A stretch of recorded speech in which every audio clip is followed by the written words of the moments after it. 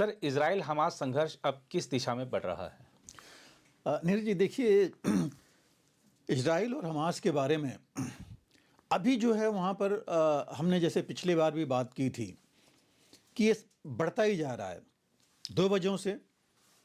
एक तो built up area शहर में जो है लड़ाई चल रही है, और हमास भी, हमने पिछली बार भी कहा था कि हमास भी अपनी एक ताकत लेके चल रहा है जो उसकी ताकत अभी तक इजराइल ख़त्म नहीं कर पाया है। क्योंकि किसी को नहीं पता लग रहा है कि कितने उन्होंने हमास की जिसके बात कर रहे थे उसको उन्होंने ख़त्म किया है। और अभी देखिए लेटेस्ट 3 दिन पहले जो हुआ था, 2 बिल्डिंग में जहाँ पर कि इजराइल ही वहाँ पर उसकी बारूदी सुरंग लगा रहे थे गिराने के लिए, और ये लोग वहीं थे, उनकी टैंक भी थी जहाँ पर कि हमास ने हमला किया और 24 जो है इनके सोल्जर्स मारे गए इजराइल के, जो पहली बार हुआ इस पूरी युद्ध में। 200 से ऊपर उनकी 220 के आसपास उनकी संख्या पहुंच गई है। तो ये जो है एक बहुत बड़ी बात थी। और उसके बाद इजराइल ने अभी अपना हमला तेज कर दिया है खान यूनिस और सदर्न जो दक्षिण गाजा है उस इलाके में। और इससे जो है पिछले 24 घंटे में अगर देखा जाए तो वहाँ 120 आदमी मारे गए हैं पैलेस्टीनियंस। कितने हमास के हैं और कितने बाकी सिविलियंस है इसका तो कोई ब्यौरा आता नहीं है, और ना अभी तक डिटेल इसके बारे में पता है।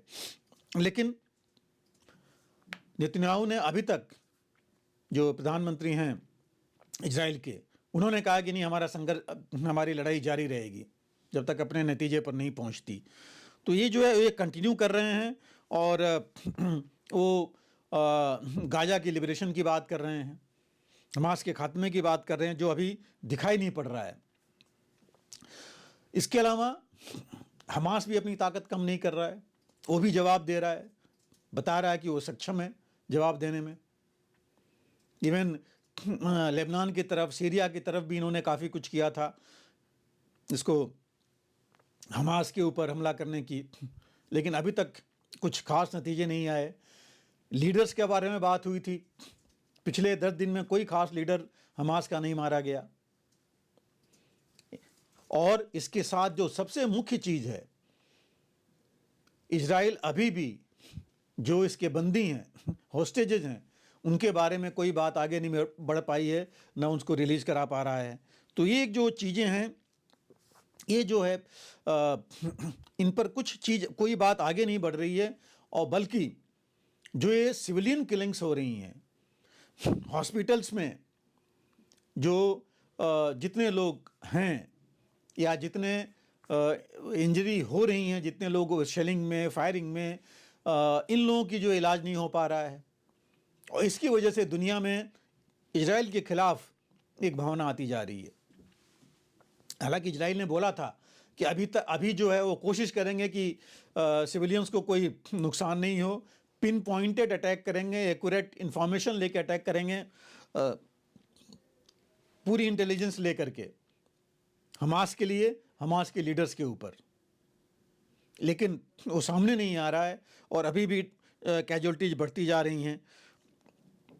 दूसरा जो है इनके ऊपर है कि प्रेशर अमेरिका और यूरोपियन यूनियन से भी आ रहा है, क्योंकि कुछ हॉस्टेज अभी इनके भी उधर हैं। दूसरा ये आ रहा है कि जो वहाँ पर भी प्रदर्शन काफ़ी हो रहे हैं यूरोपियन यूनियन में और अमेरिका में इस लड़ाई के खिलाफ, खास करके इसमें कि जो सिविलियंस कैजुअल्टीज हो रही हैं, तो वो भी जो है एक बहुत बड़ा मुद्दा है। इंटरनल जो पॉलिटिक्स है इजराइल की, वो भी बहुत हावी हो रही है। राइट विंग के जो लोग हैं वो प्रेशर डाल रहे हैं कि जो इन्होंने, नेतन्याहू ने सोचा था वो कर नहीं पा रहे हैं, इनसे हो नहीं पा रहा है, दबाव में है, प्रेशर में है। तो ये जो कुछ चीज़ें हैं, ये प्रॉब्लम हैं, अभी वो मुश्किल हालात हैं नेतन्याहू के लिए, इजराइल के लिए। जहाँ तक बात है सीज फायर की और आगे बढ़ने की, उसमें मुख्य जो चीज़ें हो रही हैं, अरब देशों ने जो कहा है, जो अमेरिका भी कह रहा है, यूरोपियन यूनियन भी कह रहा है, 2 नेशन थ्योरी का, कि इजराइल और पैलेस्टीन अलग राष्ट्र वहाँ बने गाजा में और को एग्जिस्ट करें, उसको जो है मानने को तैयार नहीं है नेतन्याहू।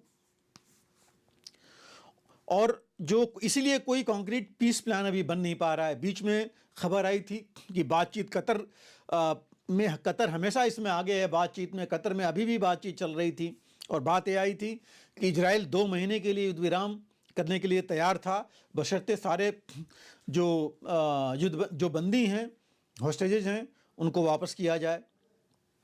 और उनको उसका ये कहना था कि ये गाजा में जो है हालात वैसी की वैसी रहेगी।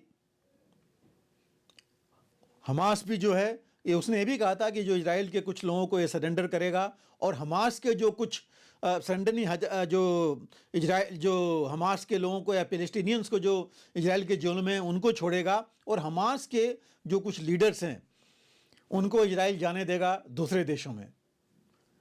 तो ये बातचीत चल रही थी, लेकिन इजराइल ने तो बाद में बोला है कि ऐसी उसने बात नहीं कही है, लेकिन ये बातें दबे उससे आ रही थी कि ये होगा। और जो एक और मुद्दा इसमें आ रहा था, जो यूरोपियन यूनियन और अमेरिका चाहते थे कि गाजा में या जब पैलेस्टीन अगर स्टेट बनता है तो उसमें जो है सरकार कौन बनाएगा, कौन उसको गवर्न करेगा। पैलेस्टीनियन अथॉरिटी भी जो है वो भी इसके बारे में अब आगे नहीं आ रहा है, क्योंकि कायदे में अगर देखा जाए तो गवर्नमेंट तो हमास की थी, उन्होंने जीत हासिल की थी, गवर्नमेंट उनकी बनी थी। और दूसरी देखिए, अभी एक बैठक हो रही थी, मीटिंग थी, जिसमें 30 देशों ने, यूरोपियन यूनियन के देशों ने बर्लिन में उनके फॉरेन मिनिस्टर्स और डिप्लोमेट्स ने पार्टिसिपेट किया। और इस मीटिंग का, और इसमें कुछ अरब देशों के भी रिप्रेजेंटेटिव आए थे, हमास के भी और इनके पैलेस्टीनियन अथॉरिटी के। पहले इन लोगों ने इजराइल के फॉरेन मिनिस्टर से बात की और उसके बाद उन्होंने बाकियों से बात की।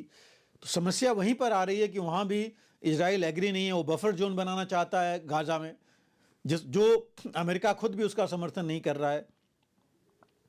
पैलेस्टीनियन अथॉरिटी ने तो यहाँ तक कहा है कि युद्ध विराम कराया जाए हर हालत में, जोर डाल करके, और इसके ऊपर सैंक्शन लगाया जाए नेतन्याहू के ऊपर, क्योंकि वो जो है युद्ध विराम नहीं होने दे रहे हैं, आगे नहीं बढ़ने दे रहे हैं। तो बात अभी तक जो है इस लेवल तक आ गई है, क्योंकि ग्राउंड पर देखा जा रहा है कि सब देख रहे हैं, यूरोपियन यूनियन और अमेरिका भी, कि कोई खास फ़ायदा जो है, जो उद्देश्य, जो एम ले करके नेतन्याहू चले थे, उसमें नहीं उनको मिल रहा है। और पूरी दुनिया, अरब देश सब जो है चाहते हैं 2 नेशन थ्योरी हो, कोई एग्जिस्ट करें। तो ये जो है ये एक प्रॉब्लम वाली बात आगे आ गई है। दूसरा, रेड सी का मामला आ गया है, जिसमें हौती की जो अटैक्स हैं शिपिंग पर, वो बढ़ती जा रही हैं, रुक नहीं रही हैं। जबकि 5 से 6 अटैक इन्होंने कर दिए, अमेरिका और इंग्लैंड ने मिल करके हौतीज़ के ऊपर, खास करके वहाँ यमन में इनके ठिकानों पर, लेकिन वो रुक नहीं रहे हैं अभी। हालांकि उन्होंने कहा है कि वो इनके हमले जारी रहेंगे हौतीज़ के ठिकानों पर, लेकिन पूरी जो है ट्रेड और इंडस्ट्री, जो सप्लाई चेन है, वो डिसरप्ट हो गया है। इसका नुकसान सभी के ऊपर पड़ रहा है। तीसरी जो मेन बात है, अमेरिका के जो बेसेस हैं उनके ऊपर जो अटैक्स या उनके विरुद्ध अटैक्स हो रहे हैं कई देशों में।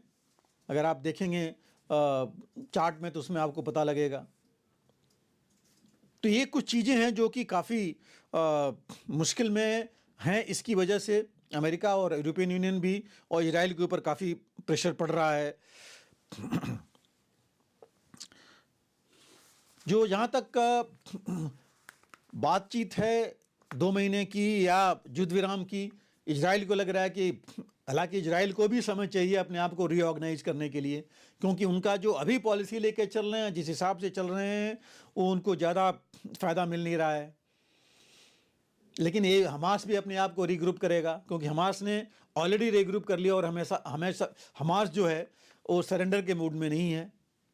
हालांकि एक रास्ता यही है कि हमास सरेंडर कर दे और दोनों के बीच में बातचीत आगे बढ़े, लेकिन हमास सरेंडर नहीं करना चाहता है। नेतन्याहू इजराइल अपना रोकना नहीं चाहता है, क्योंकि ख़ास करके जो भी कैजुअलिटीज़ बढ़ गई हैं, हॉस्टेजेस नहीं आ रहे हैं, नहीं छोड़े जा रहे हैं। तो ये कुछ चीज़ें हैं, अड़चने हैं बीच में, जिसकी वजह से कोई बात आगे नहीं बढ़ पा रही है। लेकिन अगर ये बातचीत चलती रही तो हो सकता है कि कुछ ये आगे बढ़ें और इसके बारे में कुछ रिस्पॉन्ड करें। अभी जो नई चीज़ एक और आई है, अभी कुछ दिन पहले हमास ने एक 16 पेज का डॉक्यूमेंट जारी किया है। उस डॉक्यूमेंट में हमास ने कहा है क्यों जो है उसने 7 अक्टूबर का ये अटैक किया इजराइल पर। उनका कहना था कि ये हमने पूरा, उन्होंने बैकग्राउंड उसका एक्सप्लेन किया है उसके लिए, और उन्होंने बोला है कि ये हमने अपने डिफेंस में किया, ये हमारे लिए बहुत ज़रूरी था, नेसेसरी स्टेप था उनके लिए इजराइल के विरुद्ध, अपनी रक्षा सुरक्षा और अपनी जान माल के लिए और अपनी वजूद के लिए, इसलिए उन्होंने ये किया। तो ये चीज़ें हैं जो लेकर के उन्होंने अगर ये जारी किया है तो मतलब वो भी जो है जल्दी सरेंडर या कुछ और करने के मूड में नहीं है। तो हालत कुल मिला के है कि हमास और इजराइल दोनों जो है एक तरह से डिफाइंट हैं, दोनों अपने अपने रास्ते पर चलना चाहते हैं।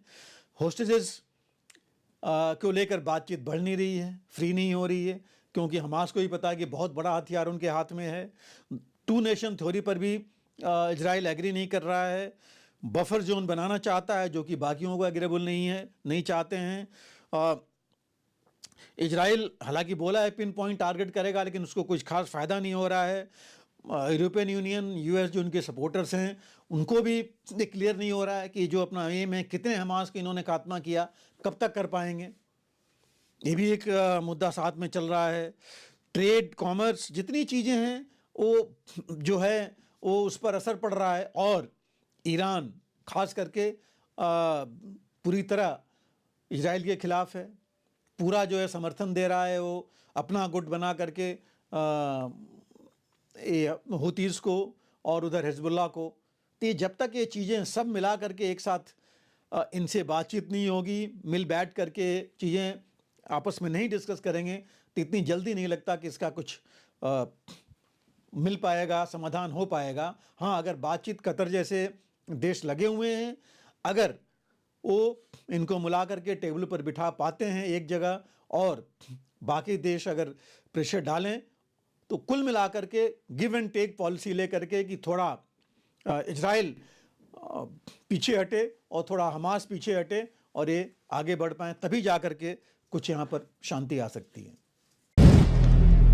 अगर आप भी लेना चाहते हैं देश दुनिया की तमाम जानकारी, तो आज ही सब्सक्राइब करें हमारे चैनल को। साथ ही नीचे दिए बेल आइकन को जरूर दबाएं ताकि हर अपडेट आप तक पहुंच सके।